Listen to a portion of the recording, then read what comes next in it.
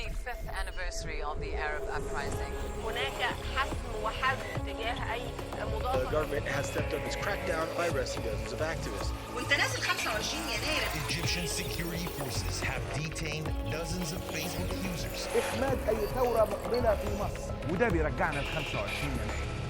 Hello, I'm Richard Gisbert, and you're at The Listening Post. Here are some of the media stories we're tracking this week. Egypt, where the Arab Spring is a distant memory and the news media struggle under the Sisi government. Britain, journalists, government surveillance, and the new law that's in the works. The Taliban targets journalism in Afghanistan. 7 are killed, dozens more wounded. And turning beans into caviar. Delusions and illusions 5 years after the fall of Mubarak. 5 years ago, in January of 2011, Tahrir Square, Cairo was the dateline. The fall of the Mubarak government was the story. Images of the revolution were watched around the world. Fast forward to 2016, and the message being issued by the Egyptian authorities and broadcast by the news media there is clear. Do not take to the streets. Last week, 5 people who started Facebook pages marking the anniversary of the revolution were arrested, accused of supporting the now banned Muslim Brotherhood. According to press freedom groups, the number of journalists in Egyptian jails is at an all-time high. As the NGO Human Rights Watch puts it, we're seeing a pattern of security agencies arresting people whose writings don't conform to official views. The bulk of the mainstream news media in Egypt did align itself with President Sisi against the Muslim Brotherhood. But now that that organization has been forced underground, there are some signs that the media's Sisi mania is waning.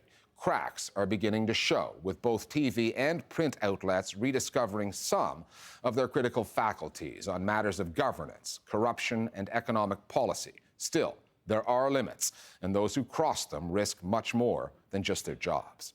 Our starting point this week, 5 years after the revolution that represented the high watermark of the Arab Spring, is Cairo.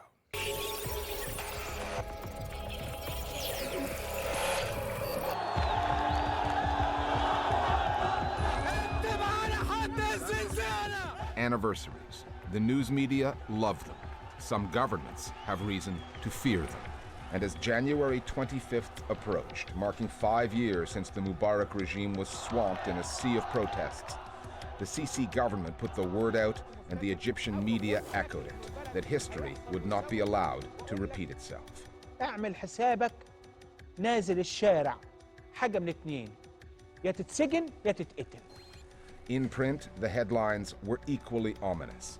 Live bullets will be used against saboteurs on the 25th, and mosque orators demonstrating Isharan.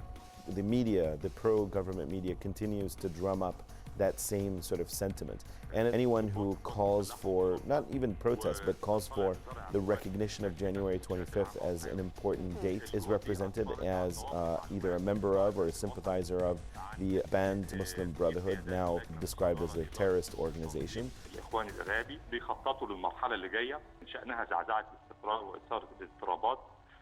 واللي هينفذوها بمناسبة الاحتفال ب 25 يناير المقبل.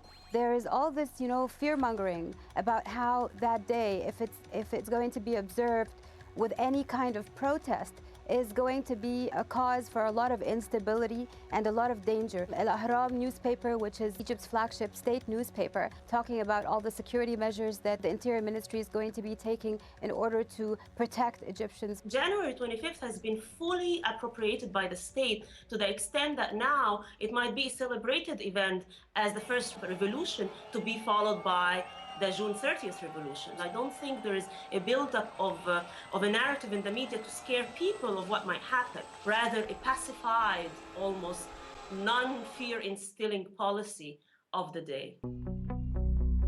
What some have called a clampdown on the media ahead of the anniversary is actually the continuation of the Sisi government's policies going back more than 2 years. The U.S.-based Committee to Protect Journalists reports that at the end of 2015, Egypt was second only to China in the number of journalists jailed. But in recent weeks, it's intensified. It started with a very recent high-profile case of Hossein Bahgat. He's a prominent journalist now with the independent news site Madamas. He was detained late last year by military intelligence for an in-depth article he wrote about the military trial of a number of officers in the army who had allegedly attempted to mount a coup. The arrest in Hurghada of an Egyptian investigative journalist and researcher called Ismail Iskandarani. He had been speaking and writing on Egypt's security policy, especially in the Sinai, and he is now facing a slew of criminal charges. And we see those examples happen across the board. Arrests from the online publication Muslim Brotherhood and elsewhere. So these have been across the board, happening sporadically in waves, but the intention here is to essentially instill the kind of fear that existed after 2013 in the hearts of most journalists. So yes, there is a concerted campaign against freedom of expression in Egypt. But that campaign is not intimidating all journalists. There are many brave voices that remain in Egypt, and despite all the risks, they continue to call out what they see as wrong. For the most part, those voices can be found in print or online.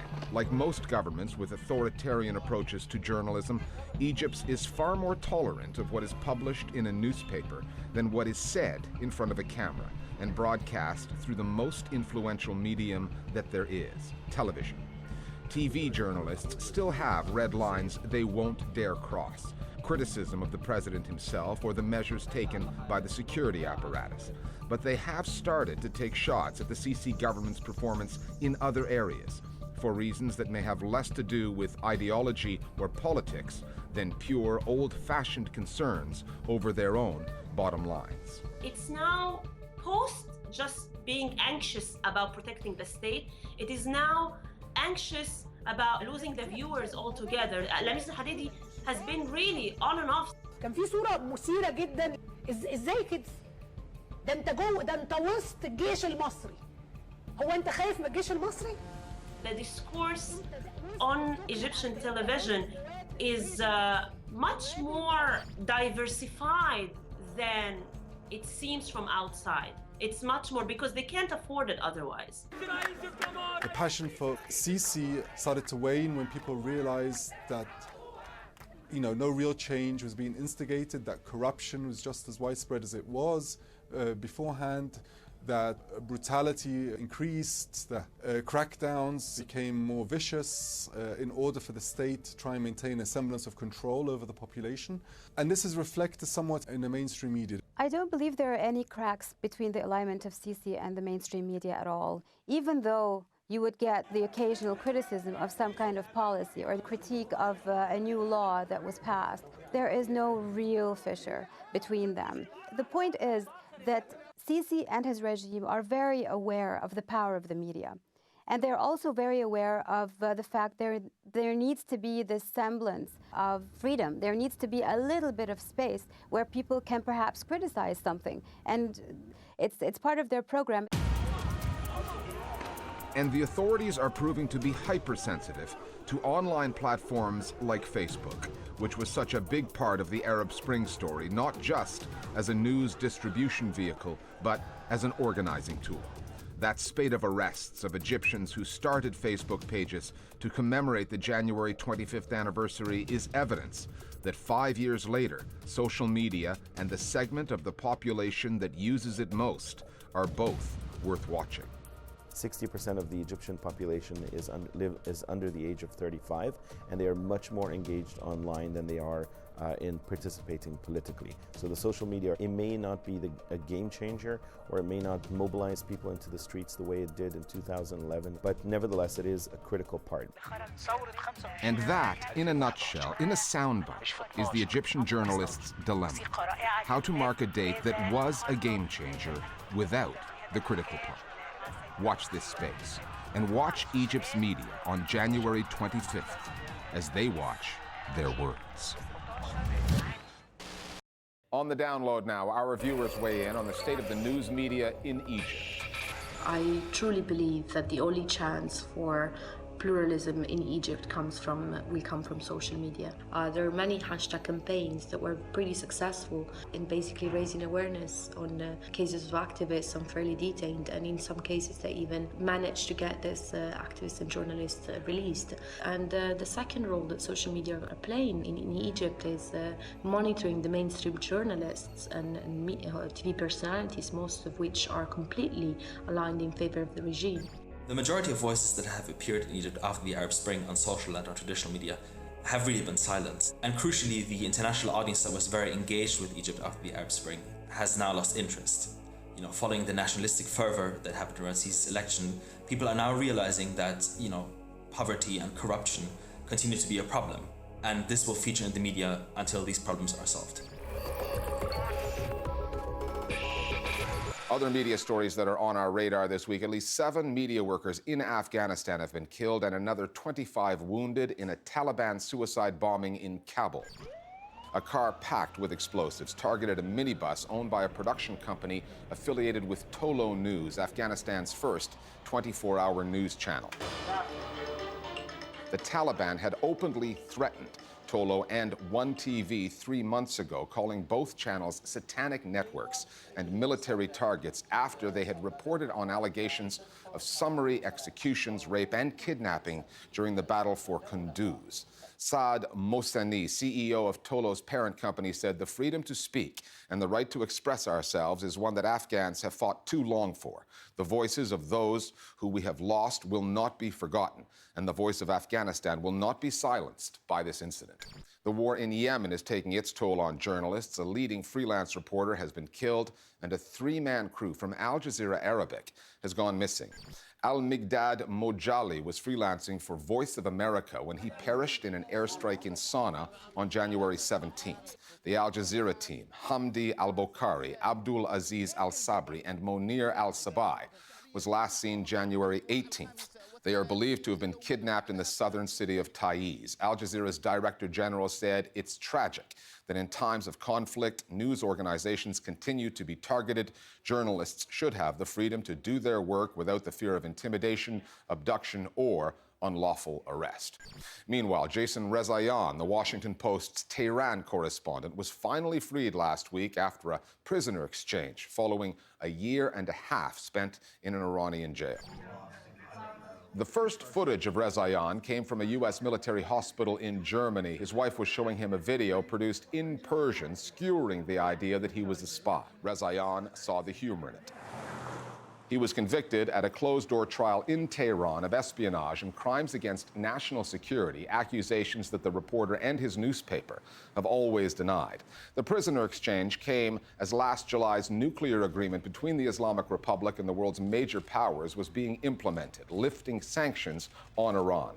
Some major American news outlets, including the Washington Post, CNN, and the Wall Street Journal, have all acknowledged that they knew about the prisoner swap negotiations, which they said went on for close to a year, but chose not to report on the story to protect the safety of those involved.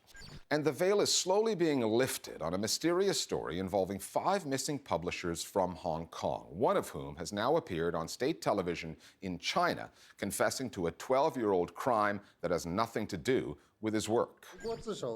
Gui Minhai, who was living in Thailand and went missing 3 months ago, popped up on Chinese television on January 17th. The crime he admitted to was a drunken hit-and-run accident in the Chinese city of Ningbo in 2003. Gui and 4 of his colleagues at a Hong Kong-based publishing house called Mighty Current all disappeared over the past few months. Mighty Current specializes in tabloid-style political books critical of Beijing, books that are banned in China. There is no official record of Gui leaving Thailand, which fed suspicions that the 5 were abducted by Chinese authorities. The day after Gui's appearance, Chinese authorities in Guangdong confirmed they have another of the publishers in their custody, Li Bo, who went missing in Hong Kong 3 weeks ago. The British government is in the midst of rewriting the country's laws on surveillance and national security through a piece of legislation called the Investigatory Powers Bill, or the IPB. And journalists have a big stake in this story. Over the past decade and a half, ever since the 9/11 attacks, the UK Parliament has invoked more than 65 different laws and measures to be used ostensibly to fight crime or terrorism. However, the ramifications for British reporters have included stop and search requests while on the job, mining of their digital data, secret monitoring of their communications, as well as evidence that some reporters have somehow ended up on police databases used to track extremists. This is all now coming to a head as Parliament debates the IPB, referred to by its critics as the Snoopers' Charter. It's designed to pull together all laws governing how the government, police, and intelligence services can spy on citizens, including those in the media. The Listening Post's Flo Phillips now on surveillance measures in the UK and the relationship between the security state and the journalists who dare to challenge it.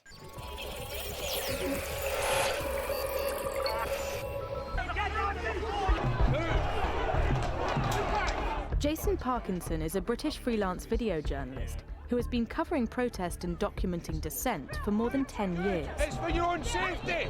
He has all kinds of stories of journalists being intimidated, harassed, assaulted, even put under surveillance by special teams deployed by UK police forces, specifically to gather intelligence. Can you do me a favour and turn that off, please, now?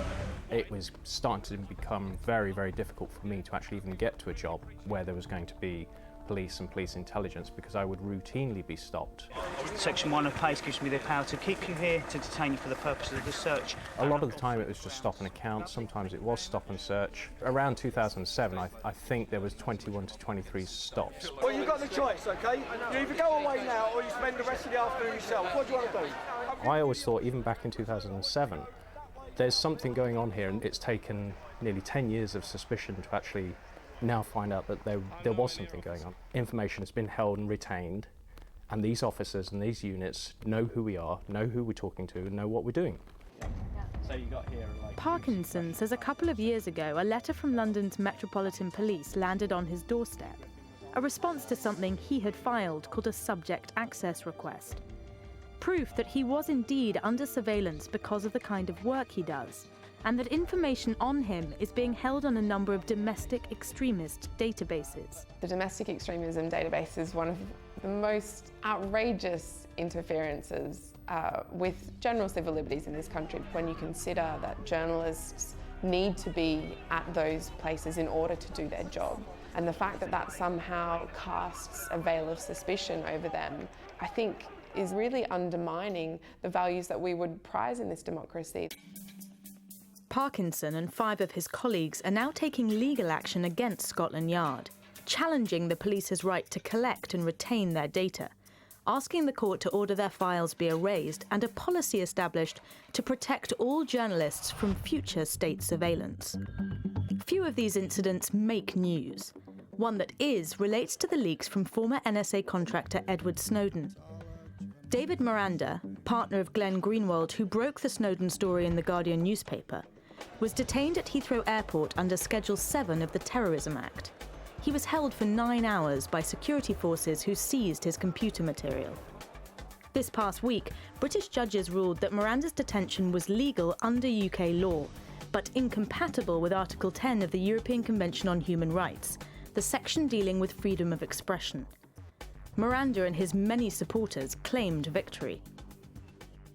It was just an excuse to search him over and take whatever he had with him to find out what Snowden might have given away about Britain. And then we also had the Sun newspaper, normally a friend and proponent of much police activity, found itself the target of disproportionate, intrusive surveillance in order to combat reputational damage to the police.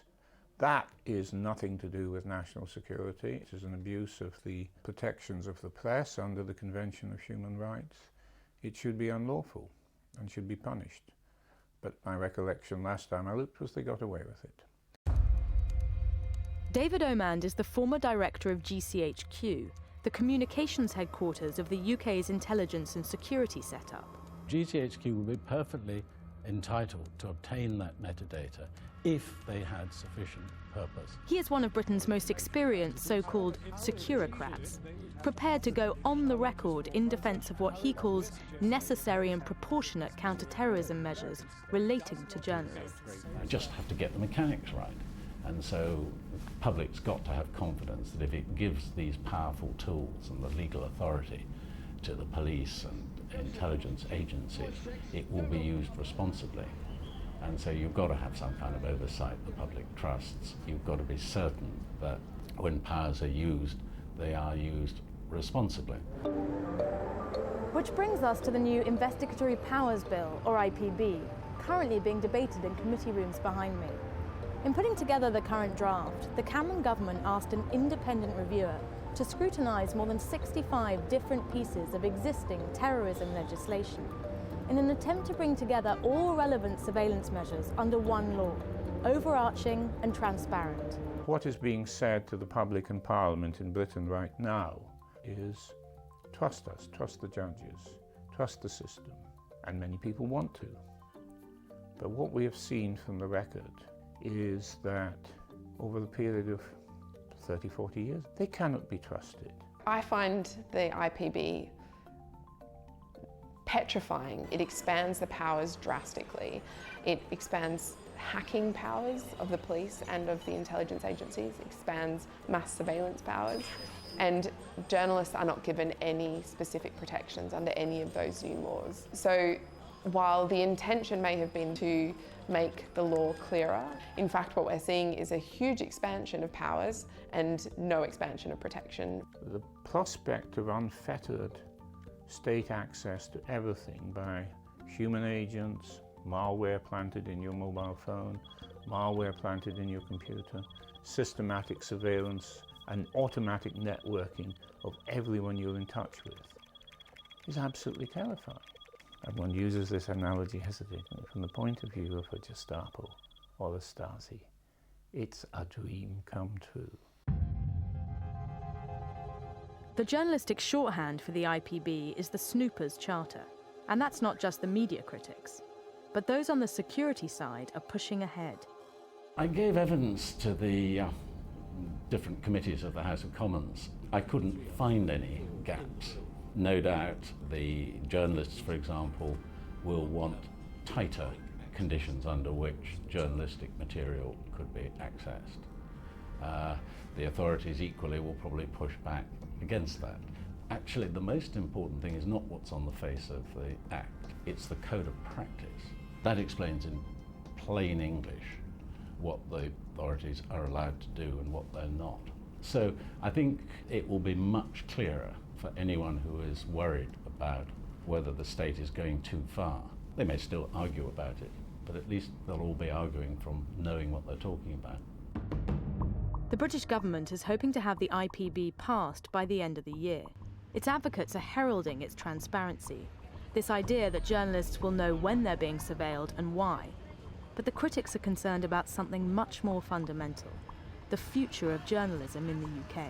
Journalists are really feeling the effects of mass surveillance. I think that its impacts will probably be long-term, and we'll only really come to realise the implications of building this surveillance society, looking back in 10, 15 years' time and trying to understand why we didn't have as many investigatory journalists out there, why we didn't have as many exposés, why we didn't have as many whistleblowers, why we didn't have as many sources coming forward. I think that those are really the tangible impacts that we're going to see in the long term.